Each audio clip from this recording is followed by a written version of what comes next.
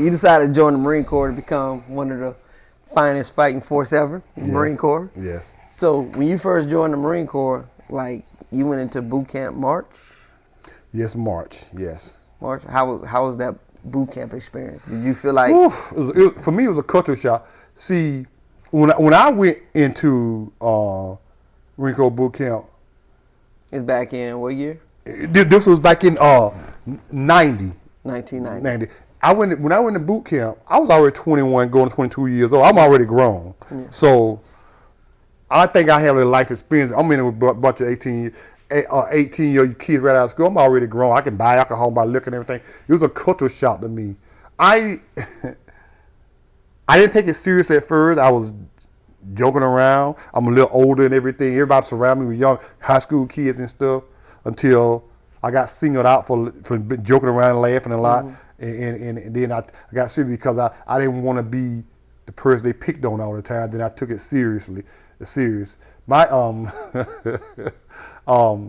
was a good runner. I always could run and stuff. My weakest thing what I did in the Marine Corps, I always had problems doing pull-ups, man. Pull-ups.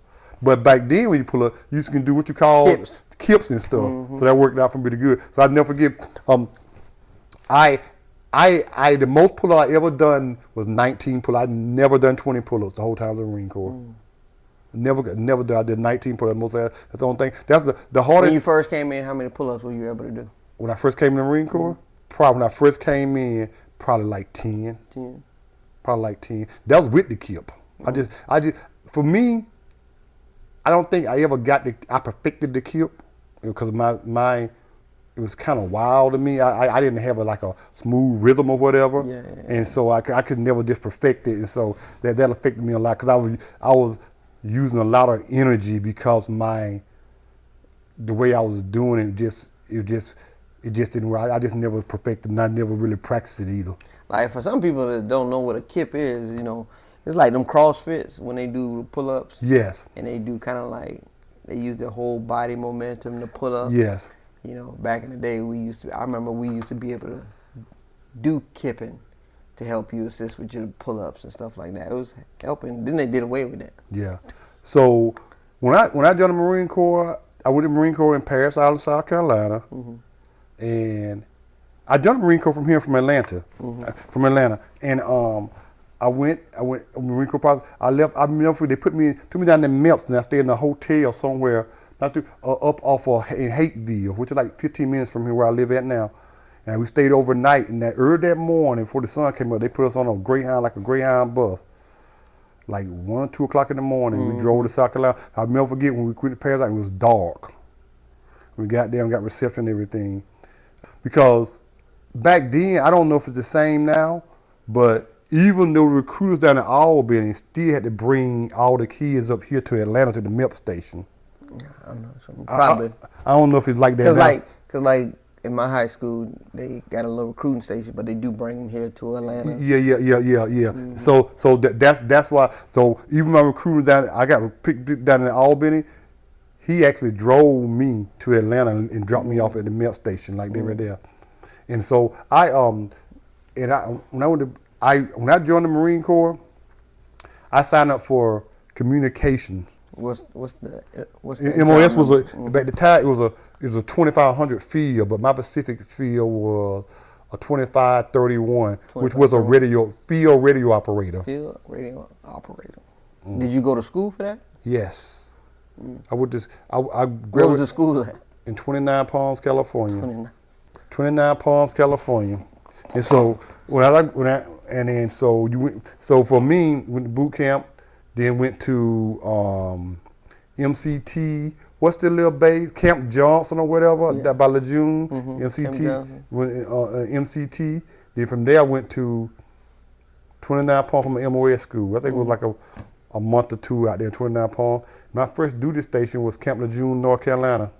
And then, and ironically, what happened was that I graduated boot camp, with the boot camp in March, graduated in June, went to MCT, I think it was like for 30 days in July. I think October sometime in 90, I checked into Lejeune in 90. December, I deployed to the Gulf. The Gulf War. Gulf War. I was there on base for 2 months, and then got deployed to the Gulf War. How was that deployment? Man, me young, not knowing anything. I was a PLC. I think I got more land scope while I was over there, and I don't. When I think about it, I think I was just kind of like more going with the flow of everything. I was a field radio operator, which means that you know that you either carrying a radio pack or you in a vehicle working the radios and the Humvees and stuff.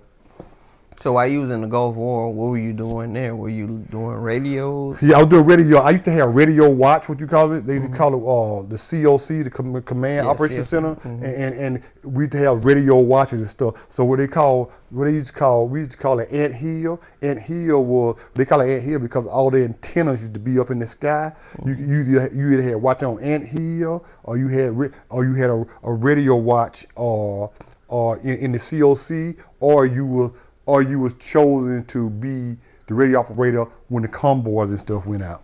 So I was assigned to a radio battalion. I was assigned to 2nd Radio Battalion in Camp Lejeune. So we had a whole battalion. It was called 2nd Radio Battalion, and everybody in that unit was some type of communication where there was a radio operator, a field wireman, or some type of communication, any kind of communication. You ever go any patrols with them? I went out a couple of convoys, Yeah, and just with the radio operator, the convoy, and all I had to do was make sure the radio was working and stuff, and then call in when the radio convoy leaving the camp, and call in when we coming back, and put him like, and most of the time I had somebody higher ranking there. They were doing talking on the radios and stuff, giving grids and all that kind of stuff. My job, which I was glad because I really didn't know that much. If the radio stopped working, I was responsible for fixing it. And I never experienced that. I didn't have to experience it. I was lucky that the radios always worked when I went out there a couple of times. Because if they were ever broke down, stopped working, I didn't know the hell I was doing. I didn't know the hell I was doing. They were gonna be hurt. They were gonna be hurt, boy. We were gonna be no lack of communication when we got back to that camp. They didn't know the hell I was doing, man. But they didn't know that though. They didn't know that though. and what I remember, let me tell you something. Me, a young PLC, what I remember is being put on the shit detail for 30 days. Shit detail, like literally shit or burning shit. Oh, like literally shit detail. Yeah. So what we had to do was that we had these engineer build like a little outhouse for us and put a little hole in it, and they cut a 55 drum what you call it, a gallon of drum in half, and then the back of the outhouse it was like a door you could open up and you pull it, push it in the drum. So when they get full, you had to, if you don't shit detail, that's all you did all day was burn shit. And so when they get full, you get it, you would pull them out. You get in there, pull up, you have to lift the back of the outhouse thing, pull it out, put it to a designated area, and pour diesel on there on the shit and light it on fire, and you have to stir it until it turned to ashes. Then put it back in there. I did that for 30 days. Did they give when you did that? Did they give you a mask? I had no mask or nothing. So you just smell like shit. All for 30 days straight. Then went straight from, and I remember that. Then after that, they put me on mess duty for 30 days. But hey, you know something? Me young, I was just going with the flow, man. But I just knew that I didn't have no bills. So when I came back we went over for like 6 months. When I came back, I think I had like $12,000 in the bank. Man, you couldn't tell me nothing. From that Gulf deployment? Yeah, I had $12,000 in the bank. Man, you couldn't tell me nothing. That's when I got my first car. What mess duty was? What was mess duty? I was mess duty. I was actually helping the cooks. You know, you got in the Marine Corps, you got MOS for people cooks, and you just there to assist them. They tell you what to do, and you just do them with cleaning, cooking, helping, doing everything, feeding all Marines when they come to the chow hall. We had a mobile chow hall, man. It's and shit detail. That was an all day thing. all day thing from the morning to the evening time. So they had an NCO, a corporal or a sergeant in charge of it, and you report to him. And because we was in a pretty big camp, and we had different locations we had to go to. You load us up and drop us off. Because sometimes it would take, depends on how full the barrel is, it might take you a couple of hours for it to burn down the ashes. So they give you a sign, your barrel, you might be sitting there stirring the shit for a couple of hours before you go on to the next one. Do you smell it? You smell it when you initially pull it out, yes, until you get to a point where it's burning real good, then you really don't smell it no more. But initially, yes. Believe it or not, man, I think I got used to it.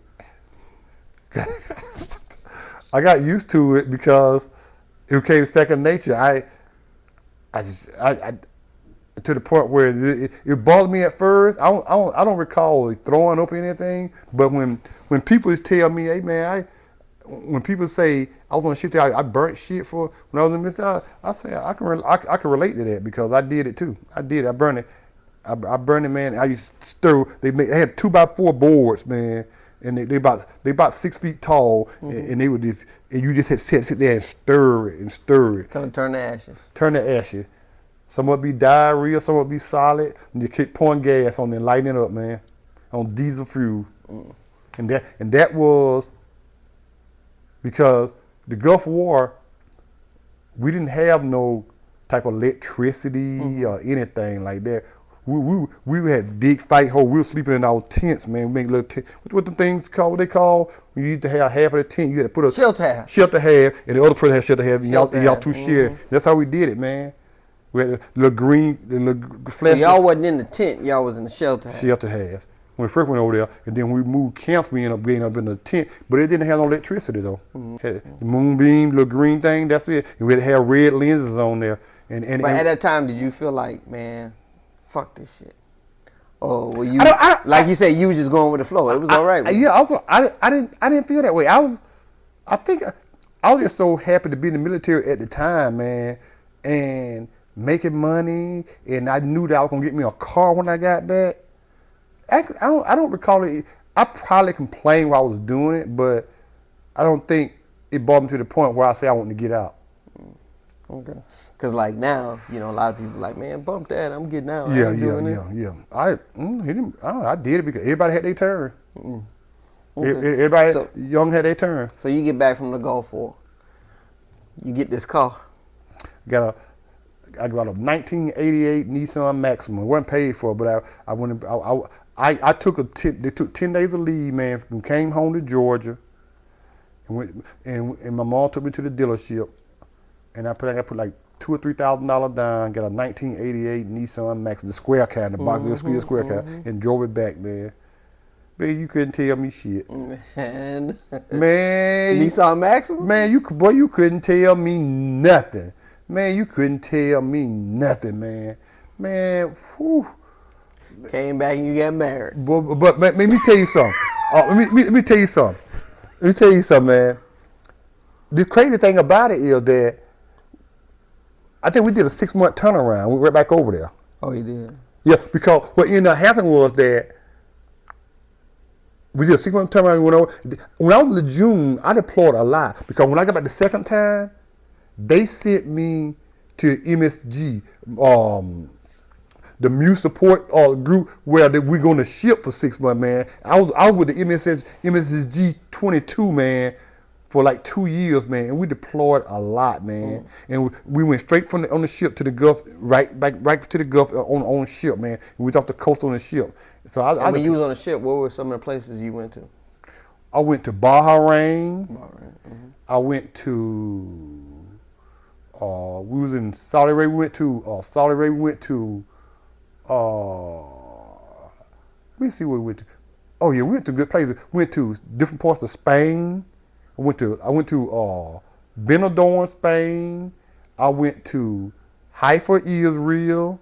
I went to in Haifa, Israel, you go on tours and stuff. I went to, in the Bible, about the city of Bethlehem. I did a tour there in the city of Bethlehem, and I went to, went to Morocco, Africa. We went to some part of Greece. I forgot what part of Greece. One time we went to some part, I think it was Toulon, France, or somewhere like that. Went to a lot of places, man. And me. I'm young in my 20s, man. I'm not taking it in. I'm not taking pictures. I'm not doing nothing. I Just enjoying the moment. just enjoying the moment, man. Just enjoying the moment. I just enjoying the moment, man. Didn't know no better. I didn't think too much about it, man, till later on in life, man. Well, I do recall this right here. We went somewhere in Saudi Arabia, down by the port. I bought one. I don't know what happened. I lost a lot of stuff. They were selling photo albums of the people that we killed. Like, we would ride down through these countries, cause like over there, like how here in Atlanta, you ride from here, and 10 minutes later, you're in another city. You might ride from here. We in city of South Fulton down. Yeah. 10 minutes later, you'll be in College Park. Yeah. But over there, if you ride from here, say to your house, you're in another country. So we would ride. We would ride through places where the Marines or whatever came through there and cleared it. And you would ride through cars being blown up, a tank being blown up, and the burnt bodies are still hanging out the cars and stuff like that. And so people come through there, they come there taking pictures. And when we got to this port, they were selling photo albums, man. Literally photo albums or burnt bodies and everything. If you want those photo albums, I ended up buying a photo album, man, and I had a photo album, man, of all these Iraqis and everything that was burnt up in cars and tanks and on the side of the road and all that kind of stuff. What made you buy that? I think it was at the time it was a thing to do. People were just buying them. I just bought one. Yeah, and I don't think I wouldn't buy one now. You know, back then I didn't know. I'd know better. Just do it. Just bought it, man. I actually brought it back home, but I don't remember what happened to it, man. And it was crazy. I see, man. Now that I think about it, I seen so many dead bodies over there, man, until ridiculous. I mean, bodies after bodies. And where were you at when you seen all these bodies? When we got there, we came into the port of Saudi Arabia. Then we worked our way north, going into I went through the city of Kuwait and all the time. Went through the city of Kuwait. So we kept within early 90s. Yeah, I was in what they call second FSSG. What we did was we supported the grunts. So we the logistics for the grunt, where everything they need. You know, we provided transportation. The food, the water, the fuel, everything. Bullet band-aids, what you call it? Band-aid, bullets, and beans, or whatever they call it. Beans, bullets, the beans, bullet, band-aid. So we did that. So when say for instance, the grunts get over, the infantry unit get over there, and they say, okay, our objective is we're here. Our objective is to get to this city or this country right here, take control of it. When they get there, take control of it, and they say that they have 100% control of it, we're back at the port. We move up to get to them to refuel them, give them water, okay? And then then once they leave that location, they don't take control of it. They keep moving forward. A couple of days later, we follow them up. So we see in the aftermath of everything that they don't clear. You know what I'm saying? And so I'm just seeing dead body after dead body after dead bodies, man. Man, it just man. And one time we had stopped for the night. And man, we woke up the next morning, man. The sun was coming up, man. And it was a little ridge line. It was hundreds and hundreds of Iraqis waving white T-shirts. They could have came and killed all of us that night, man. They hadn't gave up, because what it was Saddam Hussein was making them fight, forcing them to fight. A lot of them didn't want to fight. So when we had a lot of POWs, like when we captured and stuff, we had a camp with a POW. We had MP with us and stuff, because they were part of our support group.